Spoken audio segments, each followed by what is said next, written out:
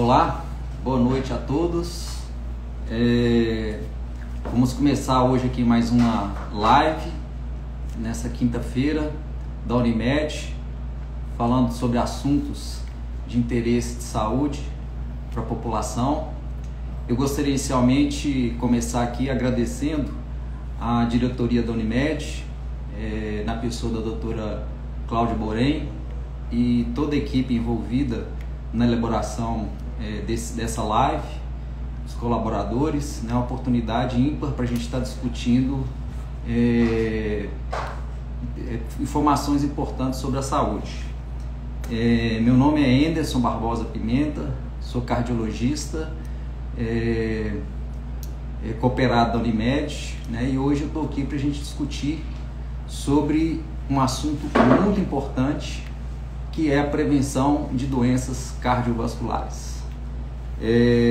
Eu gostaria de lembrar que essas lives estão acontecendo todas as quintas-feiras, às 19 horas. Cada quinta-feira tem um assunto, né? E vocês podem estar participando, seguindo o perfil @Unimed Norte de Minas, né? Lá vocês vão ficar a par de todas essas lives, e não só isso, de ações, dicas de saúde, e informações também sobre planos de saúde da Unimed. Então eu convido a todos para estar seguindo esse perfil aí da Unimed, que vão ter muitas informações importantes. A gente, como eu falei, o tema nosso hoje aqui vai ser prevenção de doenças cardiovasculares. Ao final, a gente vai ter um sorteio de um kit Mude de Hábito. Então eu convido todos aí a estar participando, né, interagindo aí com a gente. A gente vai tentar responder algumas perguntas aí que forem postadas aí no perfil. E eu gostaria aqui também de convidar o nosso colaborador que vai estar participando com a gente aí hoje da nossa live, que é o Felipe. Então eu passo para o Felipe para ele se apresentar e dar as boas-vindas aí para quem está assistindo a nossa live. Olá, boa noite a todos, boa noite, doutor Anderson. Espero que esteja tudo bem com vocês. É uma gratidão estar participando dessa live, juntamente com todos os participantes da mesma. Meu nome é Felipe Alberto, sou nutricionista da Unimed, Norte de Minas. Sou nutricionista da promoção da saúde do idoso. Tenho formação tenho um mestrado, sou doutorando em Ciências da Saúde pela Unimontes. E hoje nós vamos tratar de um tema extremamente importante, que é sobre a prevenção de doenças cardiovasculares. Eu vou passar a palavra para o Dr. Anderson, que vai começar abordando um pouco a parte epidemiológica, né, das doenças cardiovasculares. Ok, obrigado Felipe, obrigado pela sua participação. Nós gostaríamos inicialmente de começar essa live falando da importância desse assunto, que é a prevenção de doenças cardiovasculares. As doenças cardiovasculares hoje, elas estão inseridas no que a gente chama de as doenças crônicas não transmissíveis. Essas doenças são as que mais matam hoje no mundo. Em torno de 70% das mortes hoje no mundo são pelas doenças crônicas não transmissíveis, e dentro dessas doenças crônicas não transmissíveis, a mais frequente são as doenças cardiovasculares, né? Que no mundo é em torno de 70 milhões de mortes por ano por doenças crônicas não transmissíveis, e cerca de 40% dessas mortes são por doenças cardiovasculares. E entre essas doenças cardiovasculares, as mais prevalentes, as que têm mais impacto, são as doenças cardíacas e as doenças cerebrovasculares, né? Essas são as responsáveis pelas maiores mortes, né, relacionadas a esses problemas. E ainda mais impactante em relação a essa questão da mortalidade das doenças cardiovasculares é que elas ocorrem principalmente em pessoas abaixo de 70 anos, que são pessoas que estão assim, com a vida ativa, né, que estão produzindo. Então, um infarto, um AVC nessa idade, né, impede a pessoa de produzir, impede a pessoa de ter o convívio dela social e, às vezes, de uma maneira mais fatal, pode levar essa pessoa à morte. E um outro dado muito importante em relação às doenças cardiovasculares é porque elas estão associadas ao que a gente chama fatores de risco. Isto é, são condições que predispõem a pessoa a ter esses problemas. E esses fatores de risco, né, a maioria deles são fatores evitáveis ou preveníveis, né? Tem algumas situações genéticas, né, relacionadas ao sexo, né, masculino, feminino, relacionado à idade, que são situações que a gente não pode intervir, mas muitas outras, igual os hábitos de vida, né, a alimentação, a pressão arterial, o fumo, a inatividade física, são situações que podem levar às doenças cardiovasculares e elas são evitáveis e são preveníveis. Então é isso que a gente vai tentar mostrar aqui, como evitar ou como prevenir esses problemas, né, esses fatores de risco, para que a pessoa não desenvolva uma doença cardiovascular. Eu gostaria inicialmente a gente começar discutindo aqui sobre um fator de risco para as doenças cardiovasculares que é altamente prevalente na população, que é a hipertensão arterial, a famosa pressão alta. Os dados hoje mostram que 25% a 30% das pessoas são hipertensas. E à medida que aumenta a idade, essa prevalência de hipertensão ela ainda é maior ainda. Então, e a hipertensão ela está diretamente, né, associada à mortalidade cardiovascular. E hoje a gente tem duas maneiras de controlar a hipertensão arterial, que a gente chama de medidas não farmacológicas, né, que é através de mudança do estilo de vida, e a gente tem o tratamento medicamentoso, né, são as duas principais maneiras de controle da hipertensão. A gente vai abordar mais especificamente aqui o que a gente chama de medidas não farmacológicas, né?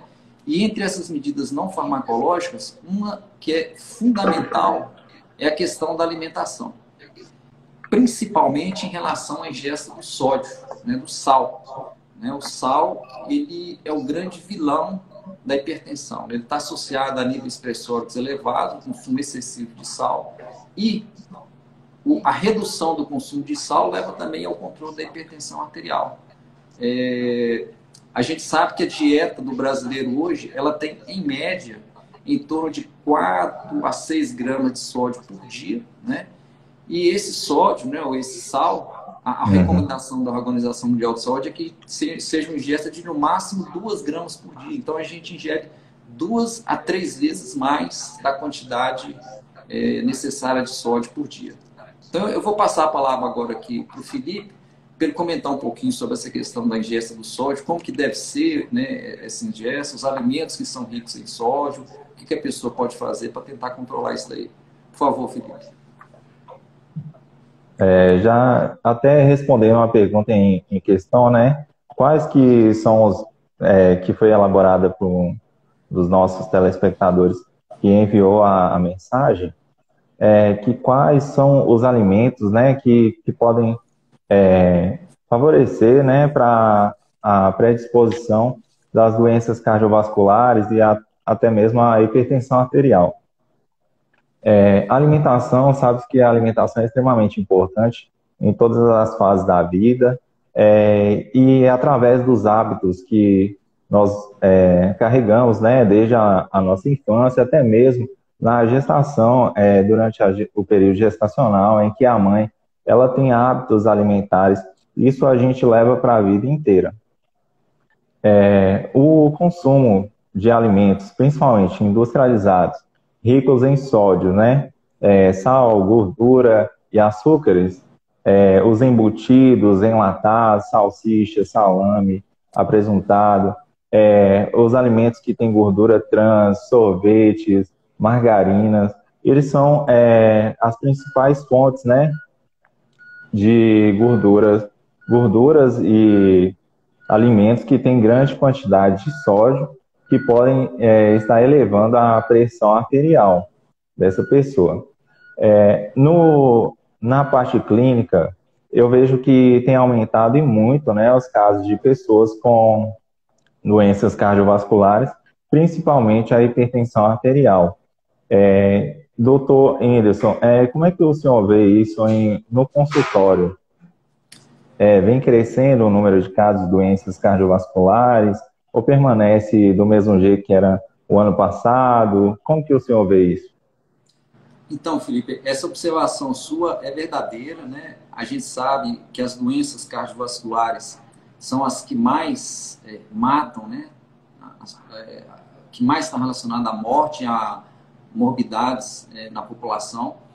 E a gente tem hoje não, nos últimos anos, as pessoas estão mudando muito o hábito de vida, né? Às vezes dando preferência para alimentos industrializados, que tem esse alto conteúdo de sódio, igual você comentou agora há pouco, estão com menos atividade física, né? Se locomovem mais de carro, de motocicleta, né? Às vezes, quando vai fazer uma atividade de lazer, ao invés de fazer uma atividade de lazer que possa também ser um exercício, às vezes pratica uma atividade de lazer que vai assistir a televisão ou vai fazer alguma coisa que não, né, despenda energia. Então, essa mudança de hábito das pessoas, ela contribui para esse número elevado das doenças cardiovasculares, né? Essa questão do sódio mesmo, o consumo tem sido muito excessivo, a gente observa isso desde as crianças, né? A gente observa que a criança já tem uma dieta já inadequada em relação à questão do sódio, né? E se ela tem uma predisposição para ser hipertensa, isso vai acontecer depois, né? Essa hipertensão vai aparecer. E o contrário também é verdadeiro, né? Quando a gente observa isso, né? Você comentou aí sobre a questão do consultório, às vezes a gente recebe um paciente hipertenso e a gente começa a orientar para ele essa mudança de hábito de vida e às vezes ele diminui o sódio e a gente vê que isso está associado também à redução da pressão arterial, né? Existem informações que mostram para a gente que uma diminuição do sódio para em torno de 2 a 3 gramas, né? A pessoa que ingere uma quantidade maior, você consegue reduzir até 10 milímetros de mercúrio na pressão arterial. Então, às vezes, uma pessoa que tinha uma hipertensão aí de 150 de sistólica, né, que a gente chama, o pessoal costuma chamar de 15, né, 15 por 10, 15 por 9. Então, às vezes, ele reduzindo esse consumo, ele cai aí para 140 de sistólica. Então, só com a dieta, só com a redução do sódio. Então, isso são informações que as pessoas têm que estar atentas a isso para diminuir essa questão da hipertensão, que é um dos principais fatores de risco para doenças cardiovasculares. Dando sequência nesses outros fatores de risco, eu gostaria de chamar a atenção de um outro fator de risco também, que está muito ligado às doenças cardiovasculares, e a gente considera que é o fator de risco que é mais passível de controle, vamos dizer assim, ou de evitar a progressão, que é o tabagismo, né? A gente sabe que o tabagismo está associado não só à doença cardíaca, mas está associado também à doença pulmonar, né? Ele está associado a câncer. Então, assim, é um hábito que evita, então, não só doenças cardíacas, mas outro tipo de doença. A gente tem hoje uma prevalência elevada de tabagismo, né? Hoje em torno de cerca de 10% a 20%, isso varia muito conforme a região das pessoas ainda fumam, né? E esse tabagismo, ele não só o tabagismo ativo, de quem fuma mesmo, mas até o tabagismo passivo. As pessoas que estão convivendo com a pessoa que fuma também, elas estão sob risco, né, dos efeitos nocivos do tabagismo. Então, hoje existem várias maneiras, né, várias estratégias de você interromper o tabagismo, desde mudanças de hábito, né, intervenções cognitivas, comportamentais, e até medicamentos que podem ajudar a pessoa a interromper o tabagismo, né? A alimentação também é uma coisa que pode influenciar nisso aí, não por interromper o tabagismo, mas às vezes por prevenir as complicações, né? Eu acho que o Felipe tem informações também sobre isso, né? Como é que deve ser uma dieta, né, que pode estar associada à diminuição do risco das consequências do tabagismo. O que você acha sobre isso, Felipe? Dr. Anderson, a respeito do tabagismo, eu vejo que a alimentação também tem grande importância, né, nesse ponto, porque o impacto do tabagismo sobre as células, né, do nosso organismo é muito grande. Acaba liberando radicais livres, ajudando também na origem, né, de outras doenças cardiovasculares. E a alimentação regrada de legumes, verduras, alimentos que têm potenciais antioxidantes ajudam a reverter um pouco desse quadro que foi estabelecido mediante a exposição, né, ao tabaco. A alimentação também ela é importante no sentido de que o fumante ele é dependente, né, do tabaco, já gerou uma certa dependência em decorrência da utilização do tabaco.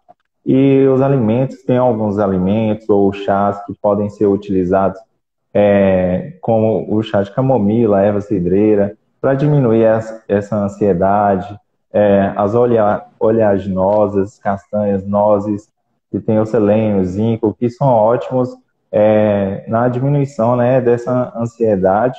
E são utilizados também as frutas cítricas em geral, picolés de frutas, e também são utilizados métodos, né, para fazer com que esta pessoa ache que ela está fumando, ou então colocando um cigarro na boca, como, por exemplo, fatiar a cenoura, né, em pedaços finos e deixar essas fatias na boca. É como se desse a impressão de que o cigarro estaria ali, né, na boca. Ressaltando também outra questão que foi falada anteriormente, né, da questão do consumo alimentar e da ingestão elevada de sódio. Vejo também que hoje a tecnologia ela vem para trazer benefícios e também, conciliando a isso, tem malefícios, né, que estão associados a essa tecnologia. Toda essa informação que vem rapidamente, como, por exemplo, os fast foods, os deliveries, que hoje as refeições estão muito mais elaboradas, estão muito mais rápidas, mais acessíveis, tem uma praticidade enorme, mas só que esses alimentos, eles têm baixo valor nutritivo e alto valor calórico, o que aumenta o sobrepeso e origina as outras doenças cardiovasculares. Aí eu passo a palavra para o senhor, doutor Anderson, perguntando a questão também, se o senhor vê no consultório a relação entre o ganho de peso associado às doenças cardiovasculares, se essas pessoas que vão ao seu consultório têm um peso elevado, dá para notar isso em consultório? Uhum, sim. Outro ponto muito importante nas doenças cardiovasculares é essa questão do sobrepeso, né? O sobrepeso, ele não está associado diretamente às doenças, mas indiretamente sim. Por quê? Porque normalmente a pessoa com sobrepeso é uma pessoa que tem o perfil metabólico, o colesterol dele normalmente é alto, o triglicérido dele normalmente é alto, é uma pessoa que está mais suscetível a ter hipertensão arterial. Então, diretamente não está associado à doença, mas ele tem outros fatores que podem levar às doenças cardiovasculares. E hoje, só para vocês terem uma ideia, 50% da população do mundo tem sobrepeso. E se a gente pegar obesidade, né, que a gente tem um índice que chama índice de massa corporal, né, quando você tem esse índice entre 25 e 30, a gente chama de sobrepeso. E acima disso é obesidade. Então, nessa faixa de 25 a 30, 50% da população do mundo tem sobrepeso. E quando você pega a obesidade, no Brasil, por exemplo, 15% da população brasileira tem sobrepeso, né? Então, isso são quase 30 milhões de pessoas, tem obesidade, desculpa, são mais de 30 milhões de pessoas no Brasil que são obesas. Então, essa questão da obesidade, o controle, a perda de peso, né, a dieta adequada, ela é fundamental. Em relação a essa questão da dieta na obesidade, eu vou comentar depois, se você quiser, você pode complementar também, Felipe, sobre isso. Isso é uma questão que é muito perguntada para a gente no consultório, a gente até recebeu algumas perguntas aqui na live sobre isso, de como é que tem que ser uma dieta adequada, né? Não só por questão do sobrepeso, mas a questão do colesterol também elevado. Então é o seguinte, é importante a gente definir algumas coisas, alguns conceitos, para a gente explicar o porquê do alimento. A gente tem o colesterol, né, que ele é formado por pequenas partículas que a gente chama de ácidos graxos, são minúsculas partículas de gordura. E esses ácidos graxos, a forma deles, né, que eles levam à formação do colesterol, e eles têm o que a gente chama de ácidos graxos saturados e insaturados, tá? Os ácidos graxos saturados, devido à forma que eles são, né, a forma química deles, eles formam uma quantidade de colesterol ruim no sangue, eles elevam a quantidade de colesterol ruim. E onde que existe esse colesterol saturado? É principalmente nos alimentos de origem animal. Então, por exemplo, carne vermelha, leite e os derivados, igual queijo, manteiga, esses alimentos processados embutidos, igual bacon, linguiça, salsicha. Então, esses alimentos eles são muito ricos nesse ácido graxo, que a gente chama de ácido graxo saturado. E esse ácido graxo aumenta o colesterol ruim, que a gente chama de LDL, e esse LDL pode levar a obstrução das coronárias, obstrução de uma artéria cerebral e dar um infarto, então dar um derrame. Então a gente deve evitar esse tipo de alimento, os ácidos graxos saturados. Por outro lado, existem os ácidos graxos que a gente chama de insaturados, que são ácidos graxos que eles aumentam o que a gente chama de colesterol bom. O colesterol bom, ele, entre aspas, ele limpa as artérias, né? Ele evita da pessoa ter um infarto ou ter um derrame.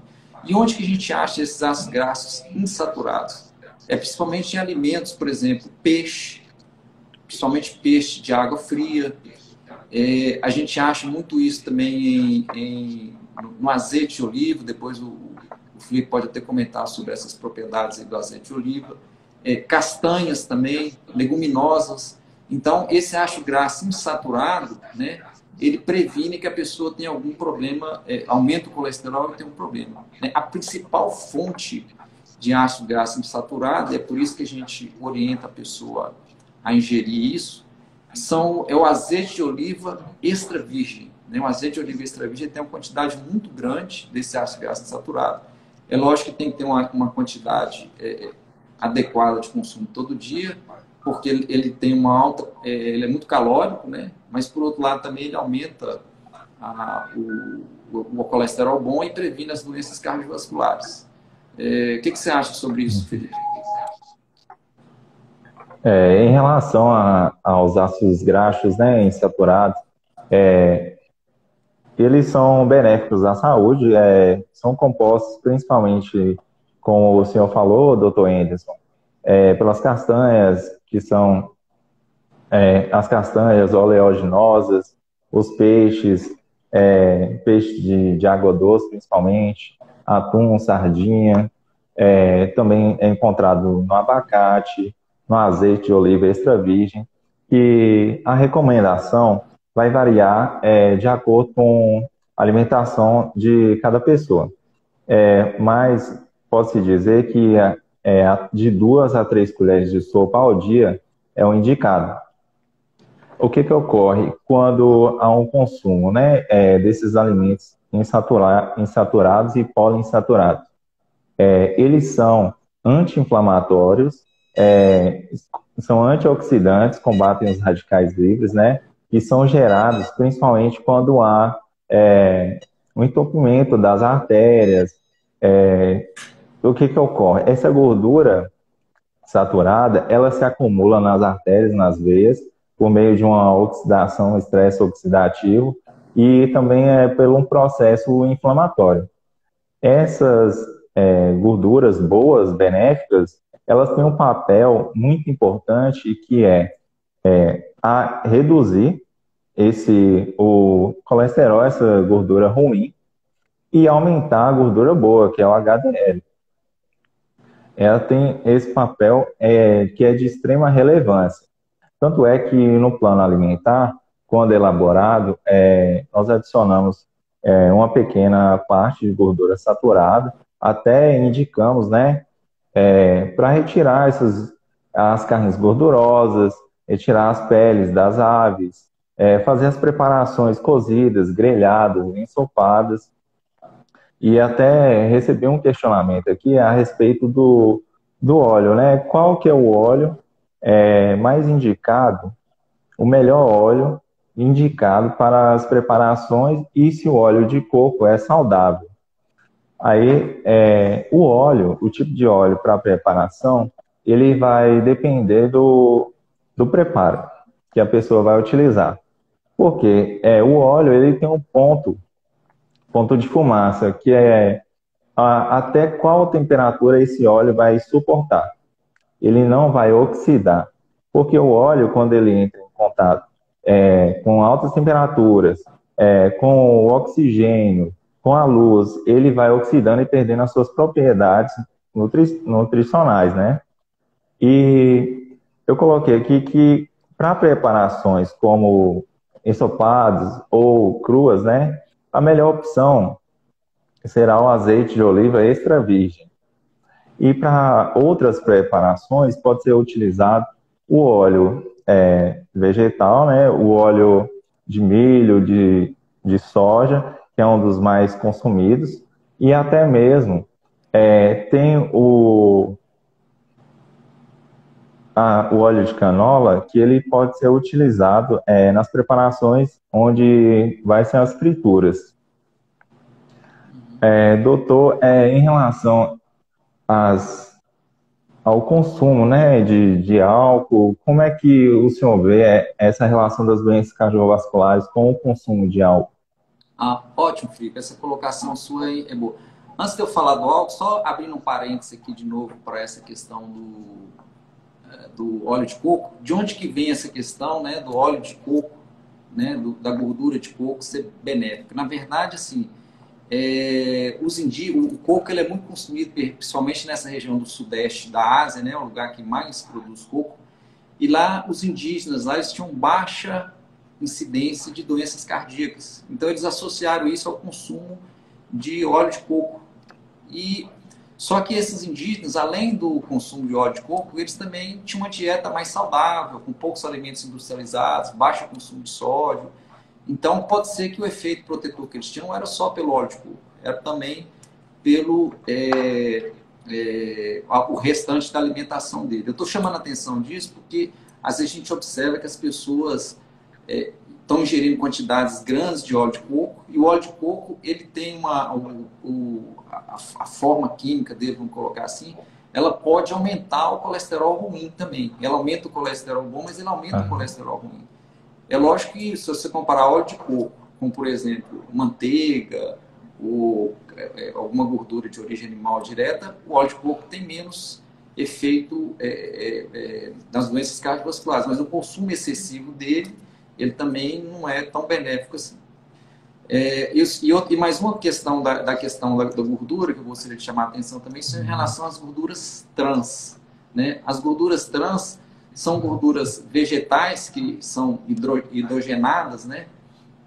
Para que ela tenha consistência e um sabor diferente. Então, por exemplo, aquela gordura que é usada no sorvete, no recheio do biscoito, às vezes nesses achocolatados, essas coisas, às vezes até na margarina eles usam gordura trans, ela que dá aquela consistência mais macia e aquela textura diferente. Essa gordura trans, ela também é altamente aterogênica, ela produz muito problema cardíaco. Então, eu costumo dizer para os pacientes o seguinte, que a dieta, ela deve começar na hora que você vai no supermercado fazer as compras. Então, você tem que escolher, por exemplo, evitar alimentos que tenham gordura trans. Hoje é comum no rótulo dos alimentos ter escrito isso, né, ausência de gordura trans. Né? Então, evitar esse tipo de alimento, que se você compra, você vai consumir, você aumenta. Então, a dieta tem que começar lá na gândula lá do supermercado para você evitar essas coisas. Agora, em relação à questão do alcoolismo, que você comentou, do consumo de álcool, não é isso, Felipe? O que a gente tem sobre o álcool? O álcool está associado à doença cardíaca, principalmente quando consumido em excesso, tá? E semelhante ao tabagismo, ele está associado também a outros problemas. Está associado a problema hepático, a cirrose hepática. Ele está associado a doenças, a demência, né, a alterações neurológicas. Então, assim, a doenças pancreáticas. Então, além de doenças cardiovasculares, está associado a outros problemas. Essa questão da quantidade que a gente considera alcoolismo, isso varia um pouco de país para país, de cultura para cultura, o que é excessivo, o que não é excessivo. né? Existe até um paradoxo, que chama paradoxo francês, né? Os franceses, eles têm uma incidência de doença cardíaca menor e tem um alto consumo de gordura de origem animal. Alguns acham que ela, pelo consumo que eles têm maior de vinho, então essa questão da quantidade às vezes muda até de cultura para cultura, né? O álcool, inclusive, o vinho, desculpa, especificamente, ele faz parte de uma dieta que a gente chama de dieta mediterrânea, né? Que o consumo moderado de álcool, que está associado, não só o vinho, né? Mas outros alimentos estão associados à diminuição de doenças cardíacas. Mas fica essa questão aí, o que é excessivo, né? Até que ponto a pessoa pode ingerir álcool? O que você acha sobre isso, Felipe? Em relação ao consumo de álcool, eu vejo que há algumas recomendações, né, principalmente a respeito da dieta do Mediterrâneo, que o álcool em si, ele tem uma grande quantidade de energia em forma de caloria que nós ingerimos quando consumimos o álcool, e pouca quantidade de nutrientes, mas trazendo em parte uma exceção que seria o consumo do vinho em si, porque ele tem um antioxidante, um flavonoide muito importante, que vai auxiliar, vai prevenir, né, vai agir como um cardioprotetor, que é o resveratrol. É conhecido até mesmo é, por reduzir, né, os níveis pressóricos, reduzir o colesterol, aumentar o colesterol bom, e até mesmo tem estudos sendo realizados, que eu já até presenciei, já foi reportado, né, pela Unimontes, na pós-graduação em Ciência da Saúde, foram com camundongos, mas tem com pessoas também, na redução da obesidade, relacionada à redução da obesidade, e com isso a redução do colesterol ruim. O recomendado é uma taça de vinho ao dia. O consumo deve ser moderado, porque pode gerar outras doenças, as doenças cardiovasculares, né, a ingestão de outras bebidas associadas também, doença hepática, e com isso deve-se ter um controle também. Mas o resveratrol, ele é encontrado em outros tipos de alimentos. O principal é o vinho ou suco de uva, né? Tem no amendoim, tem também no morango, mirtilo, tem na framboesa, e dentre outros alimentos, né? Esses são os principais. Eles são cardioprotetores, ajudam nesse processo que ocorre, né, onde vai ocorrer a oxidação dos vasos, eles vão proteger e reduzir o colesterol ruim e aumentar o colesterol bom. O Felipe. Aí, oi. Não, eu só Oi, queria doutor. complementar e depois você pode concluir só. A gente só tem que tomar cuidado, isso eu falo muito para os pacientes, assim, porque tem algumas pessoas que não conseguem se limitar a isso aí que você falou, né? Uma taça de vinho, ou um copo de cerveja, alguma coisa assim, né? E às vezes excede. Então, o que eu costumo falar é o seguinte: se você não consegue ir até aquele limite, né? Se você não consegue passar de uma taça, você quer beber mais, então é melhor nem você usar, né, isso aí para prevenir doença, né? Porque às vezes você pode começar a consumir demais, não sabe seu limite, não consegue ficar limitado a uma taça, né? E aí você pode ter consequências com isso. Então eu acho que vale a pena sempre chamar a atenção disso para as pessoas.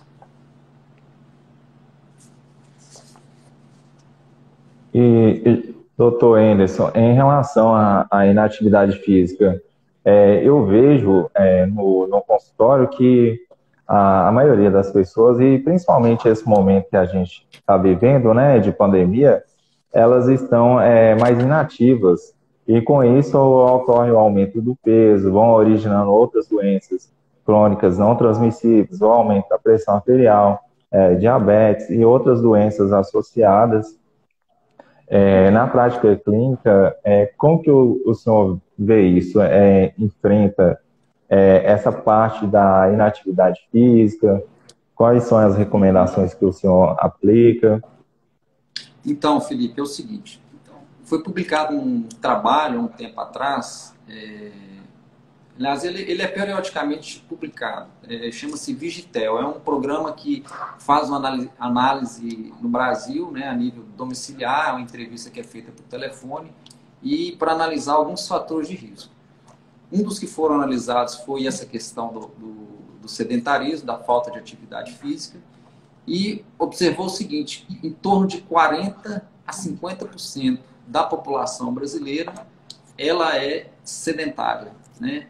E o sedentarismo está diretamente relacionado com doenças cardiovasculares. Então, é um grande problema, né? Hoje as pessoas já eram assim, né? De procurar facilidade, no momento que tem tempo livre, ao invés de fazer alguma atividade física, né? Assistir a televisão ou fazer alguma outra atividade, né? No computador, etc., que não gera um dispêndio energético. Então, essa questão do sedentarismo aumentou muito, né? Então, assim, é importante que as pessoas consigam inserir na agenda dela da semana períodos de atividade física. E como seria essa agenda, né? Que quantidade de exercício a gente deve fazer por semana? A orientação da Organização Mundial de Saúde é que as pessoas tenham, no mínimo, 150 minutos de atividade física por semana. Isso é o mínimo, né? Se puder ter mais que isso. A atividade ela deve variar entre exercícios que a gente fala isométricos e isotônicos, né? São atividades que exigem movimentação, né? E atividades que é mais estáticas, vamos colocar assim. Isso aí ajuda, esse equilíbrio ajuda na parte cardíaca, né? E se puder ter mais do que 150, melhor ainda. Agora, quem não consegue ter esse tempo, às vezes pode, exclusivo para atividade física, ele pode inserir também no dia a dia dele algumas coisas que exigem atividade física. Por exemplo, vamos supor que essa pessoa trabalhe lá no 10º andar. Ela vai de elevador até o 5º e sobe 5 andares de escada. Ou, de repente, ela estaciona o carro a 2 quilômetros do trabalho e vem caminhando, né? Então, assim, são atividades que ele pode fazer do dia a dia, né? Mudança na prática dele, que isso também contribui para sair do sedentarismo.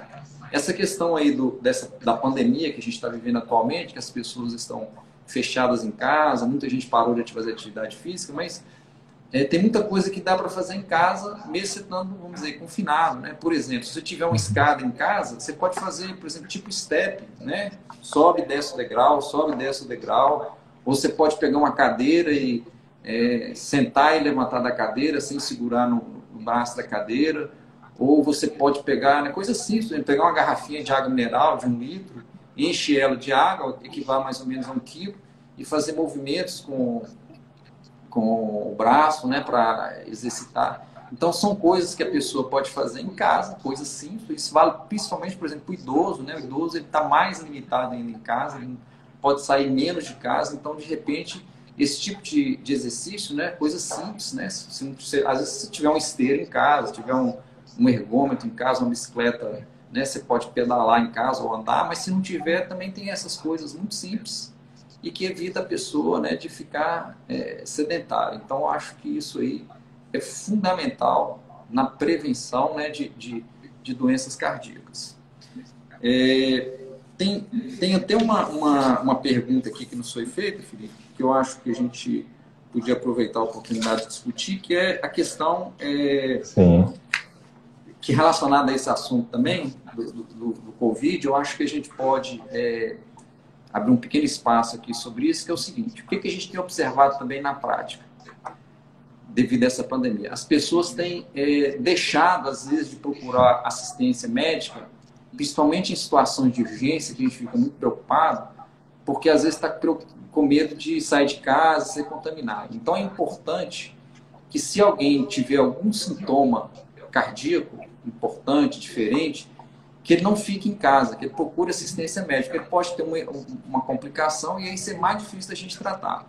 Né? Alguém perguntou aqui para a gente assim, qual é o sintoma de um infarto. Então, por exemplo, se caso alguma pessoa estiver tendo uma dor no peito, né, a gente fala que normalmente é uma dor opressiva, um peso atrás do osso do peito.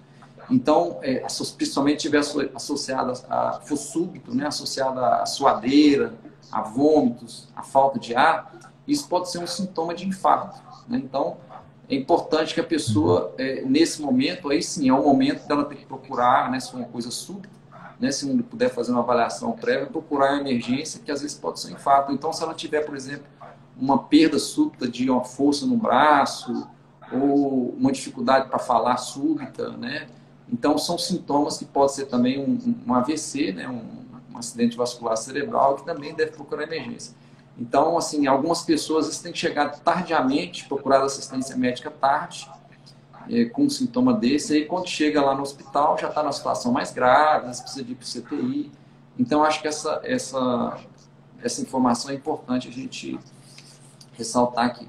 Eu gostaria de entrar num outro assunto, Felipe, e eu tenho certeza que você tem muita informação sobre isso também, que é um outro fator de risco para a doença cardíaca, e que a gente tem que também estar atento a isso, que é o diabetes, né? O diabetes é um fator de risco para a doença, um fator de risco importante, né? A gente tem uma alta prevalência, né? Em torno de 10% das pessoas são diabéticas, e às vezes a gente tem que tomar alguns cuidados também para evitar doenças cardíacas, né? O que você pode falar para a gente sobre isso, em relação à alimentação, à dieta de uma pessoa que é diabética, para evitar complicações cardiovasculares?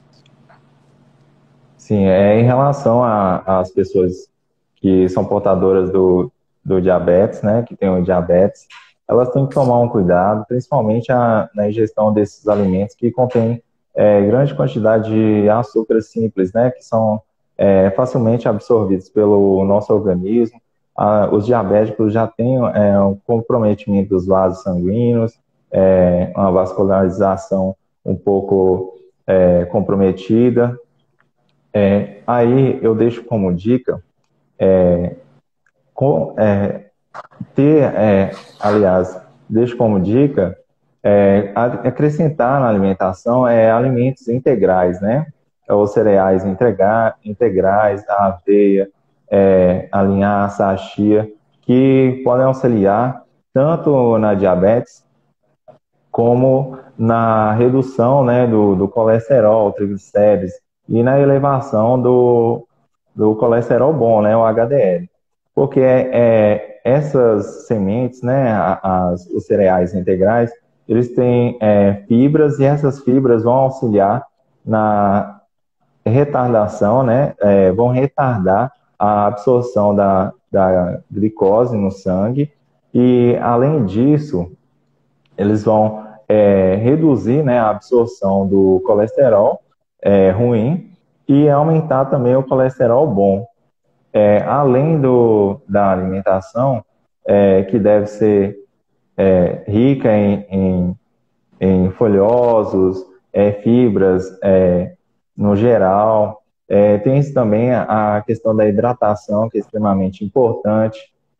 Acrescentar os peixes, as nozes, castanhas, que são ótimas fontes de gordura, né? São gorduras boas, e vão auxiliar também na vascularização, a melhorar, né, a vascularização. E em relação à alimentação do diabético, é importante também frisar que deve ter um controle também desses alimentos que são os embutidos, enlatados, tocinho, bacon, os defumados, que podem também estar prejudicando em si a renal, né, e também o coração, porque esses alimentos são ricos em sódio e eles fazem com que tenha assim, uma retenção de líquido, né, prejudicando assim as funções renais ou o próprio coração, né, pode até ocasionar arritmias, e é importante frisar isso em relação à alimentação. Dr. Anderson, tem até um... Oi.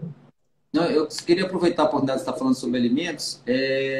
Algumas pessoas me perguntam no consultório em relação ao café, né? Se o café ele pode estar associado ao consumo excessivo a problemas cardíacos.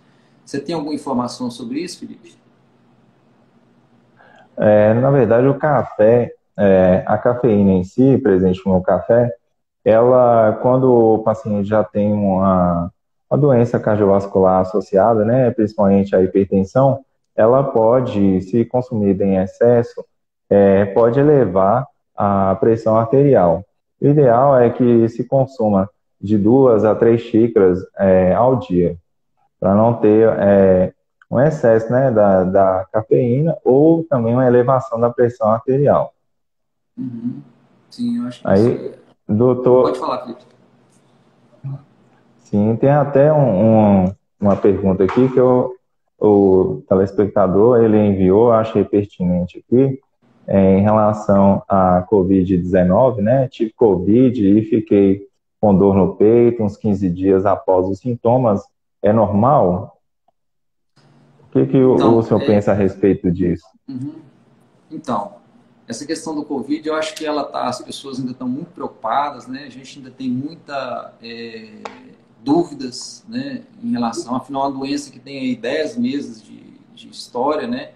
No máximo 10 meses, 11 meses.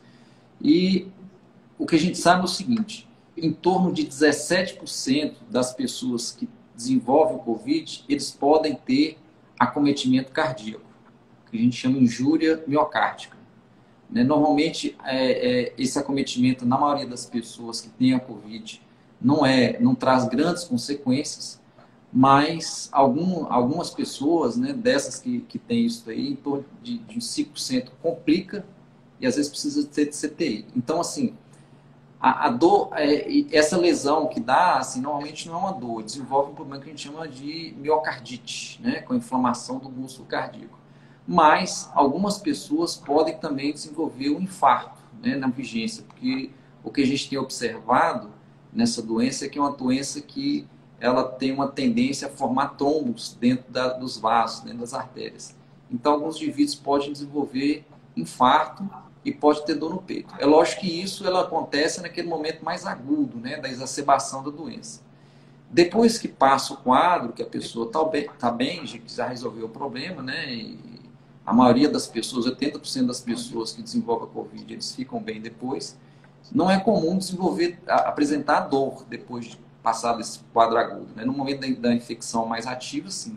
Mas aí a gente tem que pensar em outras causas que podem ser essa dor, né, no paciente que teve a Covid, né, que tem outros problemas, né, a nível pulmonar, que pode dar dor, mas é sempre bom procurar assistência médica, né, vigência disso aí, para tirar dúvida, né, sobre se é ou não é relacionado ao coração. Tem algumas outras perguntas aqui também, Felipe, que o pessoal mandou para a gente em relação à dieta, né? Algumas pessoas perguntam, por exemplo, sobre o consumo de suco de limão, Sim. né? Se o suco de limão estaria associado à melhora diminuição do risco de ter problema cardíaco, os alimentos que podem reduzir triglicérides, né? A gente até comentou isso daí, né? Sobre essa questão do limão, você Sim. tem alguma informação, Felipe? Assim, a respeito do limão, como foi perguntado aqui por um telespectador, tomar limão em jejum pela manhã afina o sangue?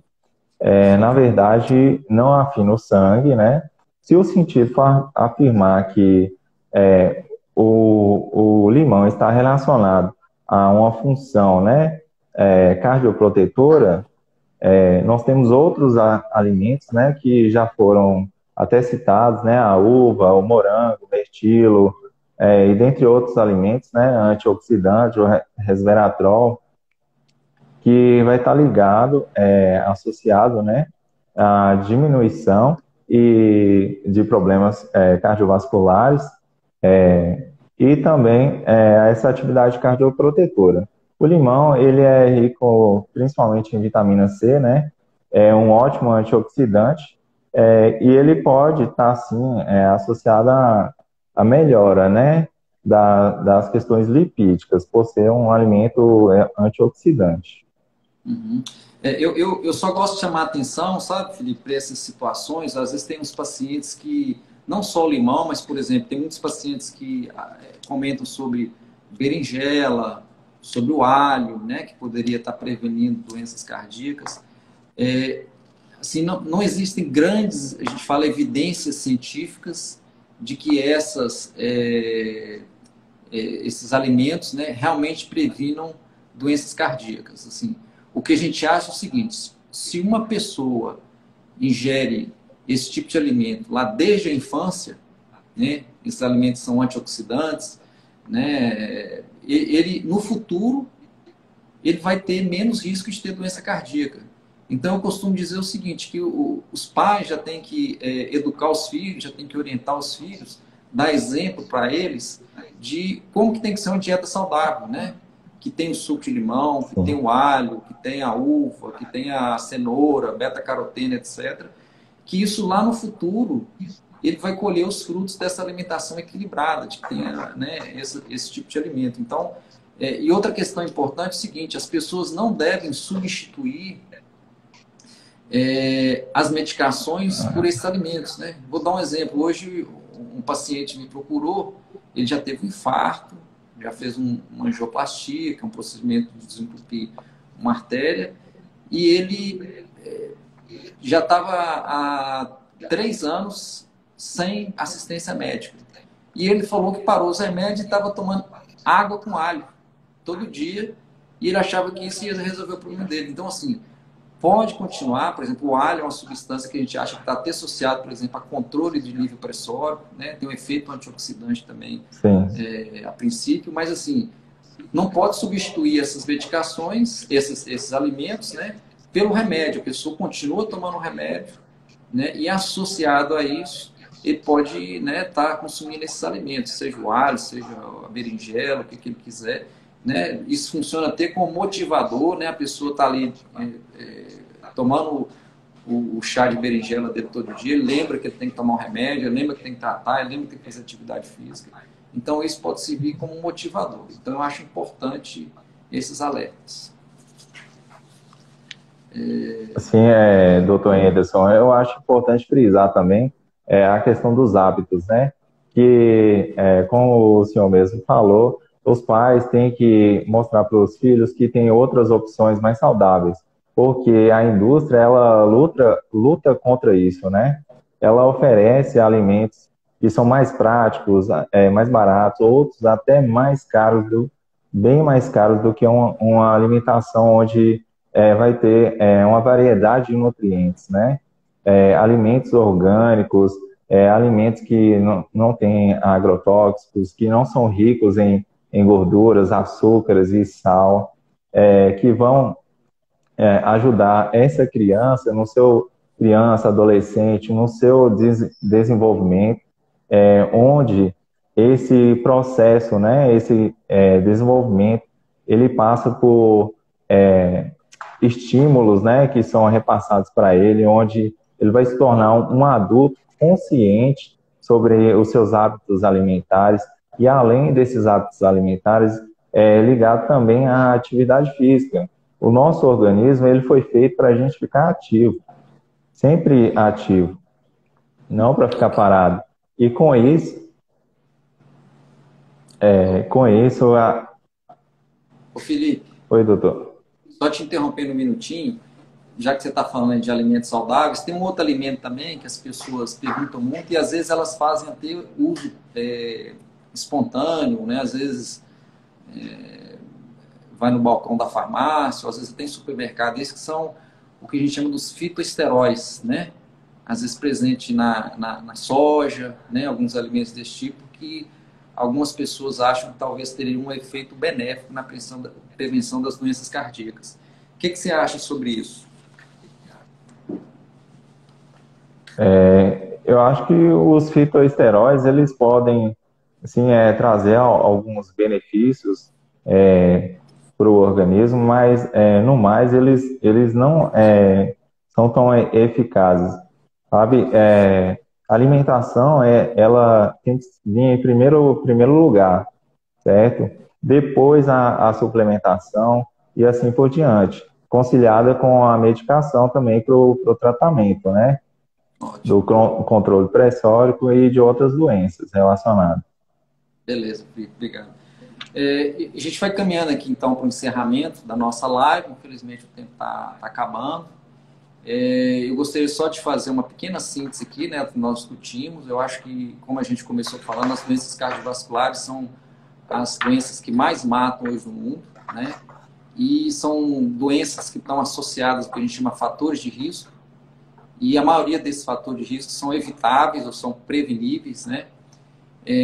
Os principais, como a gente falou aqui, a hipertensão, né? A dieta inadequada, né? O consumo excessivo de sódio, o consumo excessivo de carboidratos, a inatividade física, né? O sedentarismo é outro fator de risco para esse que a gente tem que evitar, né? Várias formas de evitar isso. A questão da hipertensão também, que é outro fator de risco importante e que tem várias maneiras de tratar, né? Tanto através de mudança de estilo de vida quanto através de medicação.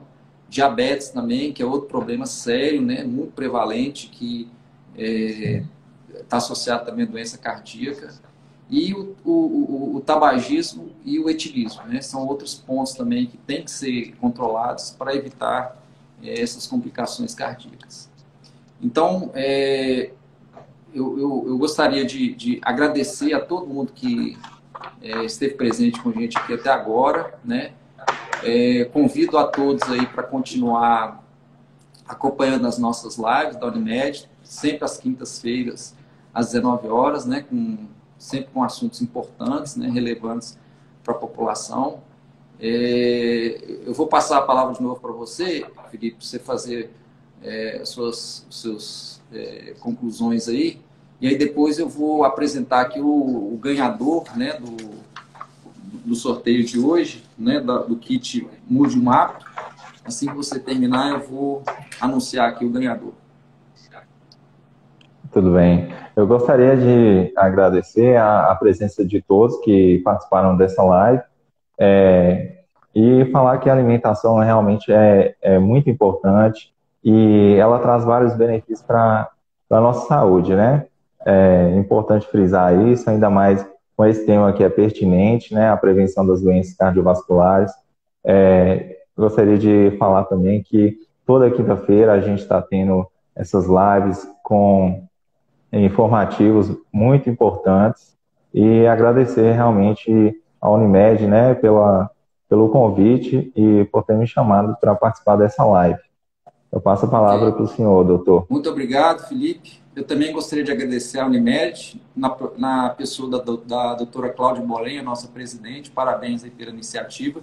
E o nosso ganhador, que eu vou ler aqui, o perfil é @Kenia18_Santos. Vou repetir, @Kenia18_Santos. A Kenia depois pode passar aqui na nossa sede comercial da Unimed, que fica aqui na rua